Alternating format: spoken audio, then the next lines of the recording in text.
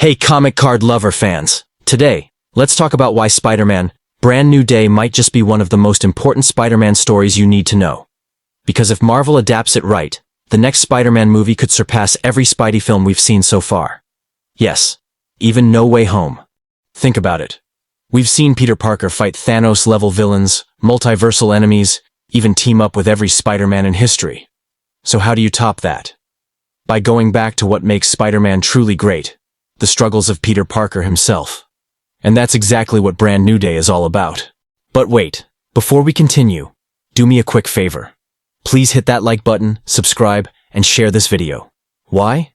Because just like Peter Parker needs help paying the rent, this channel needs your support to keep swinging with more Marvel content. And trust me, every click helps me avoid my own J. Jonah Jameson yelling, "Where's the content?" And now, let's rock! In the comics, Brand New Day follows the controversial One More Day storyline, where Peter Parker makes a deal with Mephisto and his marriage to MJ is erased. Suddenly, Peter's world resets. He's broke, single, living in a tiny apartment, and barely scraping by as a freelance photographer. But don't think of it as a downgrade. This was Marvel's way of returning Spider-Man to his roots, quippy, scrappy, and juggling way too much at once. We also get brand new villains like Mr. Negative, who becomes a huge player in the NYC underworld, and Menace, tied into political corruption. So Brand New Day wasn't just a reset. It was a chance to launch Spidey into fresh street-level stories with high stakes but personal drama. Basically, Peter's life was harder than trying to buy Comic-Con tickets online. Now fast forward to the MCU. After No Way Home, Peter Parker is literally in the exact same spot as Brand New Day. Nobody remembers him, not even MJ or Ned. He's broke, sewing his own suit, and alone in New York City. Sound familiar? That's the perfect launchpad for a live-action Brand New Day. And here's where it gets exciting. Unlike the comics, the MCU has already planted seeds for some major players. At this point, Peter's only sidekick is his landlord asking for rent. First up, Scorpion. Remember Mac Gargan, played by Michael Mando in Homecoming? He's still out there, and fans have been waiting for him to strike. In the comics, Scorpion actually bonded with the Venom symbiote, creating one of the most vicious Spidey villains ever. Imagine Spider-Man 4 giving us a Scorpion-Venom hybrid, a street-level threat, but with Venom's terrifying power.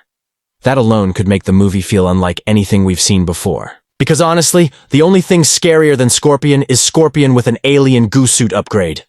Wait, Scorpions have Venom too, right? Okay, let's move on. Now let's talk about the big casting buzz. Sadie Sink. Some say she'll play Gwen Stacy, Peter's potential new love interest. That would be huge because after MJ forgot Peter, Gwen could bring a whole new dynamic, maybe even set up a Spider-Gwen story down the line. But others believe she'll be playing Mayday Parker, the daughter of Tobey Maguire's Spider-Man. If that's true, then the MCU is not just setting up Peter's reset, but also exploring Spider-Man's legacy. Either way, whether she's Gwen or Mayday, Sadie Sink is almost guaranteed to put on the mask and become a spider heroine herself. Stranger things may be ending, but Sadie might just be swinging into stranger webs. And of course, we can't forget Zendaya's MJ. Even though she doesn't remember Peter, she's still the emotional anchor of this story. Imagine Peter watching from afar, protecting her without her knowing. That's heartbreaking, but powerful storytelling. Then there's Ned. Remember in No Way Home when he promised he'd never turn into a villain? In the comics, Ned Leeds becomes a hobgoblin. The MCU could play the long game here, slowly twisting his fate until one day Peter has to face his best friend as an enemy. Which honestly proves, never trust anyone who promises they won't go Goblin. That's basically foreshadowing 101. So why should you care about Brand New Day? Because it's the perfect blend of everything that makes Spider-Man amazing. New villains, emotional stakes, fresh allies, and Peter Parker struggling through it all.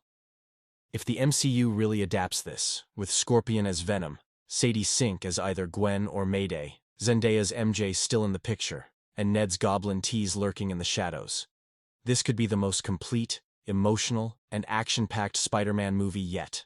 What do you guys think? Would you want Spider-Man 4 to follow Brand New Day? Drop your thoughts below, and don't forget to like, share, and subscribe for more Marvel deep dives here on Comic Card Lover, where every fan is a hero.